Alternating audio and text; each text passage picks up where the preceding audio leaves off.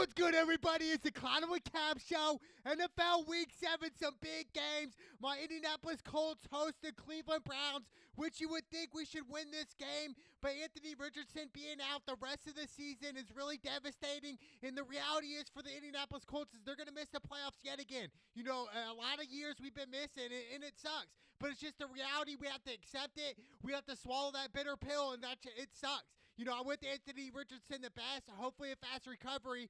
Is he going to be our long-term quarterback? And I think that's a big question mark. You know, even Colts fans don't know if Anthony Richardson's going to be our long-term quarterback. I don't think anybody knows. You know, it's definitely a huge question mark.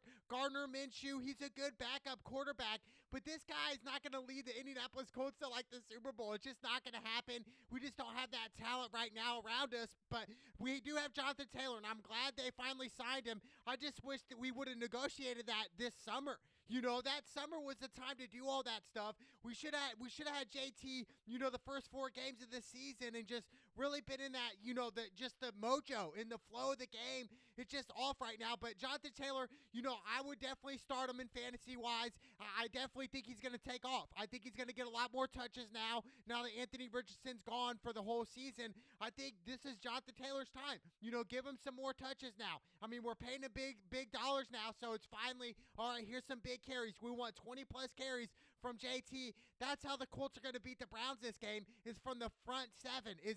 What are they going to do? Are they going to control the line, or are they going to let the Cleveland Browns really just put pressure on them? And we do know the Browns with Deshaun Watson, he is questionable with that right shoulder injury, the throwing arm.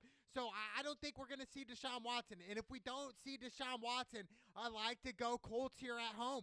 Why? Because of the run game. I think Jonathan Taylor's the X factor. Same thing with Zach Moss. He's going to get some love. I mean, Zach Moss has really played well this year. 4 tutties this season. I mean, just showed out. And there was a couple weeks where he just snapped off in fantasy-wise, went for like 30 to 40 points, which is crazy. I mean, Zach Moss, we're talking a top 5 fantasy running back right now. You know, he wasn't even selected in some fantasy drafts. So that tells you, you know, some of these guys like Zach Moss, like a guy like Puka on the Rams. I mean, these guys come out of nowhere. And now that fantasy-wise, everyone wants them. You know, it's just ironic. But, you know, without Deshaun Watson, I'm going to go to Indianapolis Colts at home. I'll take the upset here. I just think Deshaun Watson out. I do think Amari Cooper's going to do his thing like he always does. A top receiver in the league. But overall, I'm going Colts here. I think Jonathan Taylor's going to have a breakout game, and I think they're going to run all over the Cleveland Browns. And 41 is the over-under. I probably go with the over here. I think the Colts are due for a big game of high scoring. I think Gardner Minshew is going to throw the ball down the field to Michael Pittman, to Josh Downs. I want them to take off. So I like the Indianapolis Colts over the Cleveland Browns for this upset game. Let's go. And then we got the Atlanta Falcons versus the Tampa Bay Buccaneers. Buccaneers are 2.5-point favorites here, which it does kind of make sense. I mean, they look better. The eye test is better. Baker Mayfield's playing great. But right now, I'm going to go the Atlanta Falcons here. I think the Falcons, man, with Drake London, he's been locked in the zone. 2 tutties this year, 329 yards receiving. I think that's the difference here. Is Desmond Ridder getting the ball to Drake London, you know, getting that mismatch here. If they're going to single coverage him, throw it outside, you know, throw it deep. So in the run game with Robinson as well, I think it's going to be Atlanta here. I think Atlanta is going to beat Tampa Bay. Tampa Bay's okay, but they're not like a great team. They're just not. Ever since the GOAT retired from Tampa, that's it. I mean, Baker Mayfield's really had a good season this year, though. Over 1,000 yards passing, 7 tutties, and only 3 picks. I mean, stat-wise, Baker Mayfield is putting it on. But other than that, it's just like, you know, yes, they got Mike Evans, Chris Godwin, but it's just not the same Tampa team anymore. You know, Mike Evans, 3 tutties, almost 400 yards receiving. But overall, I'm going to go Atlanta here. I think the run game for the Atlanta Falcons with Robinson and Algier, I think that's the difference there. So I like the Atlanta Falcons over the Tampa Bay Buccaneers, going with the 2 underdogs back-to-back. No Cap. You heard it from Cap. Let's go. And then we got the Buffalo Bills versus the New England Patriots. Buffalo Bills are 7.5-point favorites. This makes sense. We look at the New England Patriots and realize the dynasty's over. Bill Belichick is seeking his 300th win career, which is crazy, and he's not going to get it this game. You know, he's still going to be at 299. I think, you know, the Patriots, their offense is just trash. And it starts with their quarterback, Mac Jones, who is trash. 5 tutties and 7 picks. More interceptions than touchdowns. That should tell you everything you need to know about Mac Jones. He's terrible. He's just terrible. I don't know why they don't put in Bailey Zappi and start Bailey Zappi the rest of the season. That's who they should go to. But I'm going to go Bills here. I'll take the 7.5. even though, Buffalo's been looking really inconsistent lately. And it starts with Josh Allen. We got to look at Josh Allen and realize, hey, everything's on you here, especially offensively wise. It's just like, there's some throws where Josh Allen throws, and it's just like some dumb throws where it's like he doesn't need to be thrown in double coverage, 60, 70-yard bombs here. He just needs to be consistent with Stephon Diggs and just what they've been doing all year. And Diggs has been snapping off, dude. 5 tutties, 620 yards receiving. So that's his go-to guy here. So I think, and look for Gabe Davis to open up as well. I just think for Josh Allen, just playing a little better, staying more patient inside the pocket. I feel like Josh Allen gets a little impatient, and that's when he starts to throw questionable balls. That's when he starts to run and doesn't slide and do the disciplined play. I just think overall Josh Allen needs to become a little bit more disciplined, and then Josh Allen could literally be the best quarterback in the league. Just learn a little bit more discipline. That's what Josh Allen needs to work on, but I like the Buffalo Bills over the trash New England Patriots. 40 is the over-under. Probably lean more towards the over. Just simple fact that I think Josh Allen and the Bills are due for a breakout game here. A 30-plus game. I like the Buffalo Bills over the New England Patriots. And then we got the Washington Commanders versus the New York Giants. The Giants are underdogs. They're 1-5 this year. Daniel Jones is banged up with the neck injury. He's questionable. Even though Daniel Jones has not had a good season this year. He's got 2 touchdowns and 6 picks. Just not that great. I'm going to go Washington team here. I'm going to go the favorite. I think Sam Howell, 1,500 yards passing, 9 tutties and 6 picks. I think he's really surprised a lot of people, including myself. I did not think Sam Howell was going to even be starting at this point in the season right now. But he is, and he's looking like their guy right now. He's looking calm, composed inside the pocket. He's not afraid to take a hit, and he's not afraid to run, too. So I like guys like Sam Howell. You got Terry McLaurin. You got Brian Robinson Jr. with 3 touchdowns this year. I think open up that run game. Run a little bit more with Robinson Jr. I don't see why not. I feel like they're not giving him enough touches. It's just like he deserves more touches, dude. A Bama guy. He's a great running back. You know how Alabama, they always produce great running backs. They really do. But I'm going to go Washington here. Saquon Barkley's been banged up. Just 1 touchdown this year. I just feel bad for people who drafted Saquon Barkley in the first 2 rounds of fantasy. It's just like, Saquon Barkley's injury prone, and really in that mix right now with the Giants, I thought for sure Saquon would want to trade. But no, he wants to stay in New York, which is a surprise to me. I feel like the Giants right now are just on the outside looking in. I'd rather have Saquon in like Dallas or somewhere where they could actually use a good running back, even though they have Tony Pollard. But still, like, Saquon's an elite running back. But right now, in the system with the Giants, I don't see it panning out long term. I just don't. But I definitely like the Washington Commanders over the New York Giants. 37.5 is the over-under. Probably lean more towards the under, really. But I definitely like Washington over the Giants. And then we got the Detroit Lions versus the Baltimore Ravens. I think this is one of the most interesting matchups all weekend by far. I mean, the Detroit Lions only have 1 loss this year, and Jared Goff, it was looking like an MVP-like season to me, dude. 1,618 yards passing, 11 tutties, and only 3 picks. I'm telling you, dude, he's just nice right now. Jared Goff has improved so much the past couple years. Probably the most improved quarterback I've seen right now, and that's Jared Goff. And then you got St. Brown, 455 yards receiving and 3 tutties. David Montgomery, their running back, he's going to be out right now with a rib injury, so that is key right here. I thought for sure having them have David Montgomery in the lineup, it was going to be Detroit, but right now it's really a coin flip to me. I want to go Baltimore at home with Lamar, but what I've seen from the Ravens, sometimes some games where they lost to the Colts, they should have won that game. Then they should have beat the Pittsburgh Steelers a couple weeks ago. There's just some games where I look at the Baltimore Ravens and realize they're not really that ready. And I'm going to go Detroit Lions here. I'm betting on the better team, even without David Montgomery, their star running back. I still like Jared Goff and St. Brown and those guys. And really, the Detroit Lions have a great defense. And head coach Dan Campbell has got those guys ready right now. I think they're, 13-3 since last year, like week 8 or 9. Which is insane, dude. Like, Detroit Lions are legit this year. And I knew they would, even from last year. Going into the season, I was saying, Detroit Lions, they're a team to be reckoned with. Even though they used to be trash traditionally, rubbish. But right now, Detroit Lions are the real deal. Holyfield, the real deal. I'm telling you, I'm going to go Detroit over the Baltimore Ravens. Even though I think for Baltimore, everything's on Lamar. Lamar's literally holding that team up by himself. Over 1,200 yards passing, 5 tutties, and 3 picks. He's got 4 rushing touchdowns. Zay Flowers has a touchdown. Mark Andrews, his go-to guy, has 3 tutties. I think they need to get in the rhythm here. There's only so much Lamar can do. So I think overall, I'm looking at the Baltimore Ravens, and I think they're going to lose this game by a field goal. And what's ironic is Justin Tucker, the last time these two matched up, Justin Tucker hit a 66-yard field goal in Detroit to win the game. I think this was back in 2021. This was crazy, dude. It's 66-yard field goal. So Justin Tucker, definitely the best kicker in the NFL, hit the record, 66 yards, and I think that eventually can be broken. You know, we're starting to see more kickers now hit 60-yarders like they're 45. So, like, you know, there's a difference there, but shout out to Justin Tucker, but I'm going to go with the Detroit Lions with the upset over the Baltimore Ravens. 43 is the over-under. I'll probably go with the over, but I definitely like the Detroit Lions over the Baltimore Ravens. And then we got the Las Vegas Raiders versus the Chicago Bears. The Bears are without Justin Fields. You know his thumb. He's out. And the Raiders are without Jimmy G. So both teams' starting quarterback is out, which is interesting, but I'm still going to go to Las Vegas Raiders here. The Raiders have a better defense. They have a better rushing attack. You know, Josh Jacobs, 2 tutties this year, even though I think he's due for big games. You know, Josh Jacobs last year was snapping off, went crazy. This year's kind of just a little inconsistency here and there.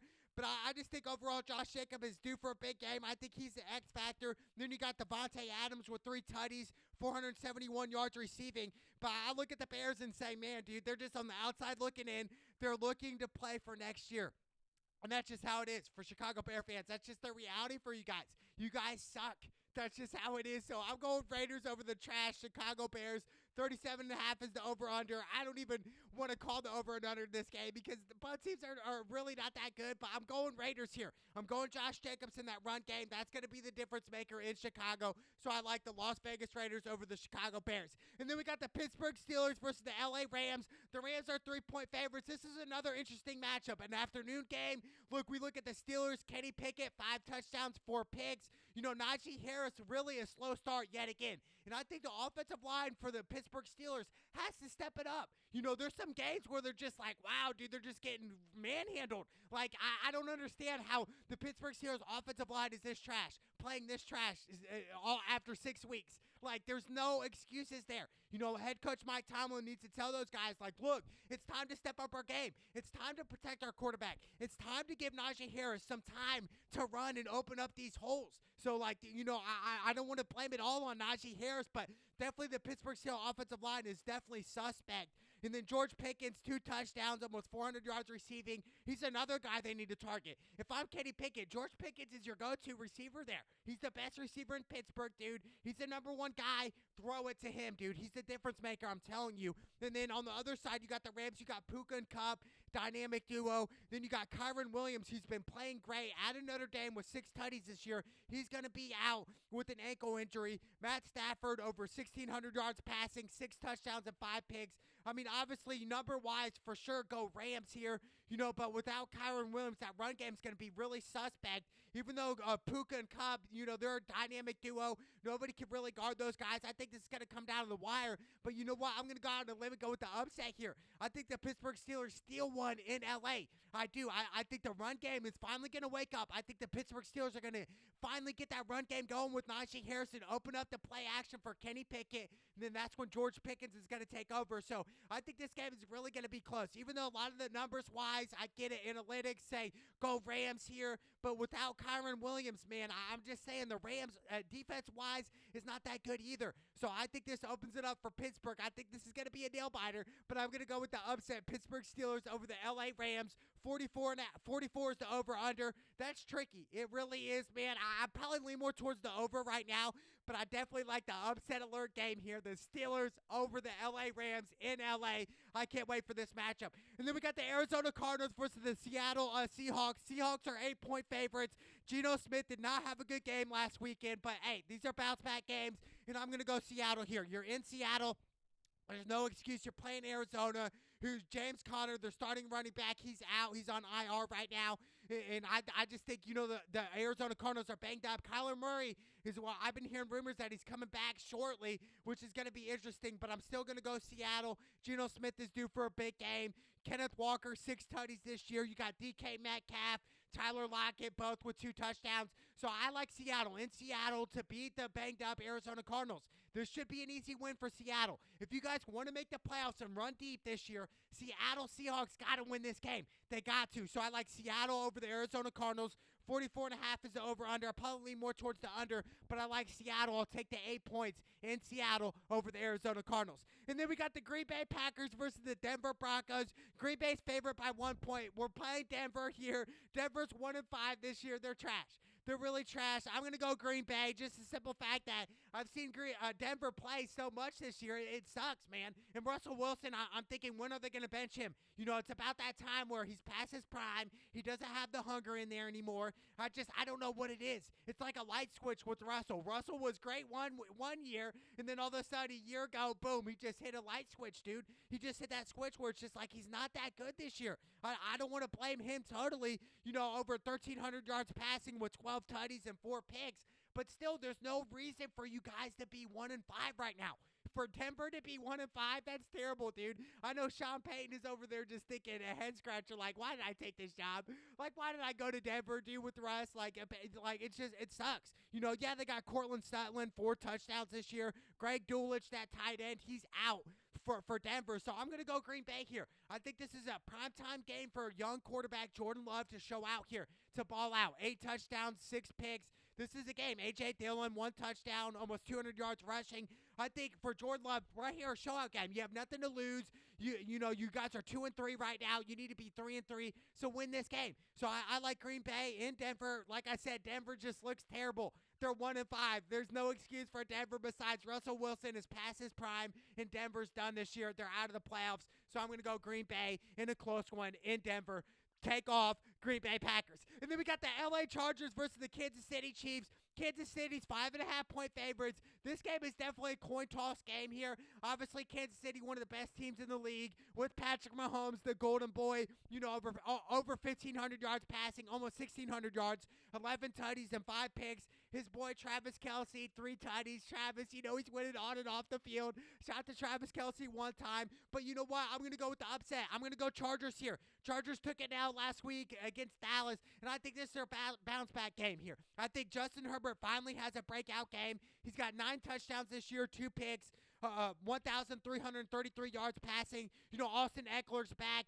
Keenan Allen, who's on my fantasy squad, has been snapping off. Over 500 yards receiving and 4 touchdowns this year. I think the Chargers, man, you know, Eckler coming back, just kind of, you know, rusty right now, but he's going to get back in that rhythm. And I think the Chargers are going to win this game. Why? Is because I don't believe in Kansas City defensively. Even though the past couple weekends they've looked great with Jones, I just don't think overall, man, I just don't. I don't believe in them right now. I'm going to go Chargers here with Herbert with the upset. 48 is the over-under. Always go over with Kansas City and Chargers. I mean, 2 great offenses can score a lot of points here, so definitely the over, but I like the Chargers with the upset in Kansas City. Kansas City's going to take an L the second time this year at home, which is crazy, but I definitely like the Chargers over the Kansas City Chiefs. And then we got the Sunday night football game, Miami versus Philly. This is a great matchup, the best Sunday night game yet this year. Philly's 2.5-point favorites. And I look at Jalen Hurts this year and realize, man, he hasn't had a good start of the season. He really hasn't. 7 touchdowns, 7 picks, over 1,500 yards passing. You know, we saw him throw that bad interception last week in New York against the Jets, which was really unnecessary. But I just think for Jalen Hurts, you know, just getting back in rhythm, I think Philly is definitely one of those teams where, hey, we're going to get back to it, okay? They got A.J. Brown been snapping off, 672 yards receiving and 2 touchdowns. You got DeAndre Swift, 452 yards rushing and 2 touchdowns. I mean, just straight snapping off. And then we look at Miami and go, hold up, we got Tua, you know, the top 3 quarterback in fantasy by far, top 3 quarterback in the league, over 1,800 yards passing, 14 tutties and 5 picks. And then he's got his boy Tyreek Hill, the best receiver in the league, 514 yards receiving and 6 touchdowns. I think, you know, right there, Miami's for sure there. I just think defensive-wise, can they stop Jalen Hurts? Can they stop this offense? Can they stop A.J. Brown? I could see this game being high scoring, but, you know, I'm going to go out on a limb and go Philly here at home. I love to bet on Miami, but A-Chain's out. A-Chain's going to be back by week 11. I just think overall, dealing with Miami Dolphins, I realize they don't have the best secondary right now. They've been giving up a lot of plays, especially in the run game as well. I think offensively, they're great. You know, there's some things Tua can work on where you don't have to throw double coverage every time and throw some silly balls like he did a couple weeks ago with the pick 6. But overall, I'm looking at Miami and saying, hey, They can beat Philly, absolutely. The way Philadelphia played last weekend, it would make sense to go Miami this weekend for sure. I just think the matchups right here favorite Philadelphia, especially in the run game, especially their offensive line. I think Philly's going to win in a close one, though. I could see Miami getting the dub as well, but I like Philadelphia on the Sunday night game. With all the bright lights shining, I think this is going to be a really good, interesting game. 51.5 is the over-under. That's tricky. Traditionally, I'll tell you to go with the over, but, this could be a Sunday night game. The first half could be relatively low scoring. So I would lean more towards the under. Just the simple fact that I've seen it over time, on Sunday night games where the first half's normally a short score, like 14-7, something silly like that. But, obviously a lot of the people are going with the over 51.5, which is tricky. But I like Philadelphia at home after losing a game. They're going to have a bounce back game. Even though Miami has one of the best offenses in the league, and Tua, they can take over any game in Tyreek Hill. This is going to be an interesting matchup. I can't wait for Sunday Night Football. And then we got the Monday Night Football game. The San Francisco 49ers versus the Minnesota Vikings. 49ers are 7-point favorites. The interesting thing is dealing with the San Francisco 49ers, we have to realize, hey, there's a lot of people going to be out. They could be missing 6-7 starters off the bench right now that won't be starting. First of all, Christian McCaffrey, he might be out with an oblique injury. And then we got Debo with a shoulder injury. We got a couple banged up linemen. So I think for San Francisco, this would be the time where Minnesota should capitalize on this. If McCaffrey's not going to play, or Debo, this is a time where Minnesota needs to get an upset victory here. And you know what? If Christian McCaffrey's going to be out and Debo Samuel's going to be out, I'm going to go Minnesota. It's all depending on who's playing with San Francisco leading up to this game.